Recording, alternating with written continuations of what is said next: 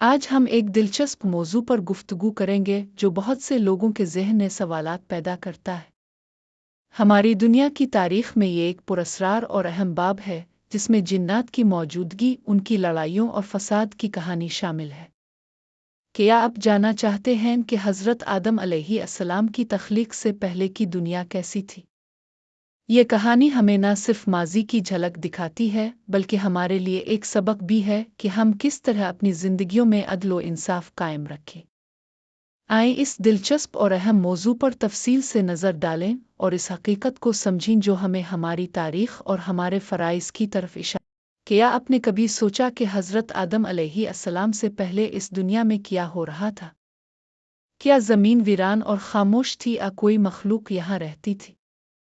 یہ سوال ہمیشہ سے انسانی ذہن میں موجود رہا ہے۔ آج ہم آپ کو ایک دلچسپ اور پراسرار داستان سناتے ہیں جس کا تعلق حضرت آدم علیہ السلام سے پہلے زمین پر جنات کی موجودگی اور ان کی جنگوں سے ہے۔ کہا جاتا ہے کہ حضرت آدم علیہ السلام سے پہلے زمین پر جنات آباد تھے۔ قرآن میں اس کا براہ راست ذکر تو نہیں، لیکن کئی مفسرین اور علماء کرام کے مطابق جنات وہ مخلوق تھی جو حضرت آدم علیہ السلام سے پہلے زمین پر رہ رہی تھی۔ جنات کو اللہ تعالیٰ نے آگ سے پیدا کیا جیسا کہ سورۃ الرحمن نے فرمایا گیا، اور جنات کو آگ کے شعلے سے پیدا کیا۔ لیکن جنات کی یہ زندگی امن و سکون سے خالی تھی۔ حضرت ابن عباس رضی اللہ عنہ سے روایت ہے کہ جنات زمین پر فساد اور خونریزی کرتے تھے۔ وہ آپس میں جنگ و جدال میں مصروف رہتے تھے اور زمین کو تباہی کی طرف لے جا رہے تھے۔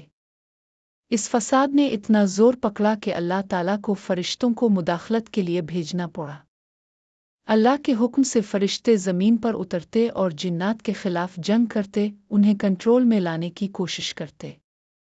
حضرت ربیع بن انس رحمہ اللہ فرماتے ہیں کہ اللہ تعالیٰ نے بدھ کے دن فرشتوں کو پیدا کیا، جمعرات کو جنات کو اور جمعہ کے دن حضرت آدم علیہ السلام کو تخلیق کیا۔ جنات کی تخلیق کے بعد ان میں سے کچھ نے کفر کیا اور اللہ کے حکم سے بغاوت کرتے ہوئے زمین پر فساد پھیلانا شروع کر دیا۔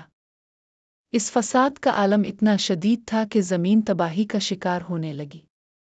جنات نہ صرف آپس میں لڑائی جھگڑے کرتے بلکہ زمین کی وسائل کو برباد کرنے لگے۔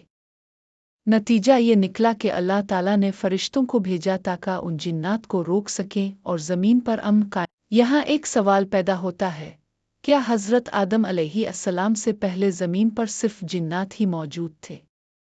کچھ علماء اور مفسرین کا خیال ہے کہ حضرت آدم علیہ السلام سے پہلے زمین پر کوئی اور مخلوق موجود نہیں تھی، نہ جنات اور نہ ہی کوئی اور۔ اس رائے کے مطابق جب اللہ تعالیٰ نے فرشتوں سے کہا کہ وہ ایک نئی مخلوق پیدا کرنے جا رہے ہیں جو زمین پر خلیفہ ہوگی، اس وقت زمین بالکل خالی تھی۔ امام طبری رحمہ اللہ اس بارے میں ایک دلچسپ واقعہ بیان کرتے ہیں۔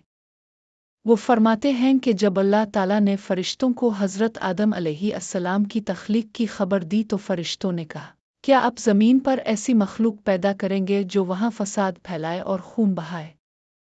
اس سے یہ ظاہر ہوتا ہے کہ فرشتے پہلے سے ہی زمین پر جنات کے فساد اور جنگوں کو دیکھ رہے تھے اور انہیں ڈر تھا کہ نئی مخلوق بھی اسی طرح کی خونریزی کرے گی۔ کچھ لوگ یہ بھی کہتے ہیں کہ حضرت آدم علیہ السلام سے پہلے زمین پر الہن اور قلبن نامی مخلوق موجود تھی جنہیں جنات نے ختم کر دیا اور زمین پر قابض ہو گئے۔ لیکن اس بارے میں کوئی مستند روایات موجود نہیں اور یہ زیادہ تر افسانوی کہانیاں سمجھی جاتی ہے۔ کہا جاتا ہے کہ یہ قصے دوسرے مذاہب اور ثقافتوں سے اسلام میں داخل ہوئے ہیں، جیسے کہ یونانیوں کے یہاں اوٹائٹنز کی کہانیاں، فارس کے پرانے اساطیر میں دیومالائی مخلوقات کی داستانیں۔ اللہ تعالیٰ نے جب حضرت آدم علیہ السلام کو تخلیق کرنے کا فیصلہ کیا تو یہ زمین پر ایک نیا باب تھا۔ جنات کی جنگیں اور فساد اختتام کو پہنچے اور انسانوں کو خلیفہ بنایا گیا تاکہ وہ زمین پر امن اور انصاف قائم کرے۔ حضرت آدم علیہ السلام کو اللہ نے اپنے علم سے نوازا اور ان کے ذریعے انسانوں کو زمین پر عبادت اور ترقی کا فریضہ سونپا گیا۔ اس پوری داستان کا ایک اہم سبق یہ ہے کہ اللہ تعالیٰ نے انسانوں کو زمین پر ایک عظیم مقصد کے لیے بھیجا ہے۔ हम जिन्नात की तरह फसाद फैलाने के लिए नहीं बल्कि ज़मीन को संवारने, अमन कायम करने और अल्लाह की इबादत करने के लिए यहाँ है। ये दुनिया हमें आजमाइश के तौर पर दी गई है और हमें इसमें अपना किरदार। ये कहानी हमें याद दिलाती है कि ज़मीन का हर दूर एक मकसद रखता है और हमारी ज़िंदगी का मकसद भी अल्लाह के अहकाम के मुताबिक इस दुनिया को बेहतर बनाना है। जिन्नात के दौर का इख्तिताम इंसानों के आगाज़ से हुआ और हमें इस ज़मीन पर अपना किरदार बेहतर तरीके से निभाना चाहिए। अल्लाह ही बेहतर जानता है कि हकीकत क्या है, लेकिन ये दास्तान हमें हमारी जिम्मेदारियों और ज़मीन पर हमारे मकसद की याद दहानी करवाती है। ये कहानी हमें ये भी सिखाती है कि अल्लाह ताला के फ़ैसले हमेशा हिकमत और दानिशमंदी पर मबनी होते हैं। जिन्नात का दौर ख़त्म होने के बाद हज़रत आदम अलैहिस्सलाम का दौर आया, जिसका मकसद ये था कि इंसानों को एक मौका दिया जाए ताकि वो ज़मीन पर अल्लाह के अहकाम को नाफिज कर सके, अमन व अमान कायम करें और एक मुतवाज़िन मुआशरा तश्कील दें। हज़रत आदम अलैहिस्सलाम की तख्लीक के बाद अल्लाह ताला ने उन्हें इल्म अता किया और उनकी औलाद को भी रहनुमाई फराहम की। इंसानों को खलीफा बनाकर अल्लाह ने हमें एक ख़ास जिम्मेदारी सौंपी कि हम ज़मीन पर इंसाफ और हक़ की हुक्मरानी कायम करें। कुरान में अल्लाह ताला फरमाते हैं, हमने ज़मीन पर तुम्हें खलीफा बनाया है ताकि तुम इंसाफ और अदल के उसूलों के मुताबिक अमल करो। हज़रत आदम अलैहिस्सलाम के साथ ही इंसानों को ये इल्म भी दिया गया कि ज़मीन पर कैसे ज़िंदगी बसर करनी है, किस तरह के मुआशरती उसूल अपनाने हैं और किस तरह अपने माहौल की देखभाल करनी है। इंसान की जिम्मेदारी है कि वो न सिर्फ अपने अमल से बल्कि अपने अखलाक और किरदार से भी बेहतरीन मिसाल। इस दौरान जिन्नात का तज़किरा ये भी ज़ाहिर करता है कि ज़मीन पर फसाद के असरात से बचने के लिए इंसानों को अपनी ज़िंदगियों में अल्लाह की हिदायत पर अमल करना ज़रूरी है। जिन्नात के फसाद का इख्तिताम और हज़रत आदम अलैहिस्सलाम का दौर इस बात की निशानदेही करता है कि अल्लाह ताला ने हर दौर में अपने मखलूक के लिए एक रहनुमाई फराहम की है ताकि वो अपने फ़राइज़ को बेहतर तौर पर अंजाम दे सके। ये दास्तान हमें इस बात की भी याद दिलाती है कि हर दौर में अल्लाह की हिकमत और रहमत नुमाया रही है। हज़रत आदम अलैहिस्सलाम से लेकर आज तक हर इंसान को अल्लाह की रहनुमाई हासिल है और हर दौर में इसके फ़ैसले में बेपनाह हिकमत है। हमें अपने अमाल और किरदार में इस बात को मद्देनज़र रखना चाहिए कि हम अल्लाह के अहकाम पर अमल करें और अपनी ज़िंदगियों को एक मकसद की तरफ गामज़न करें।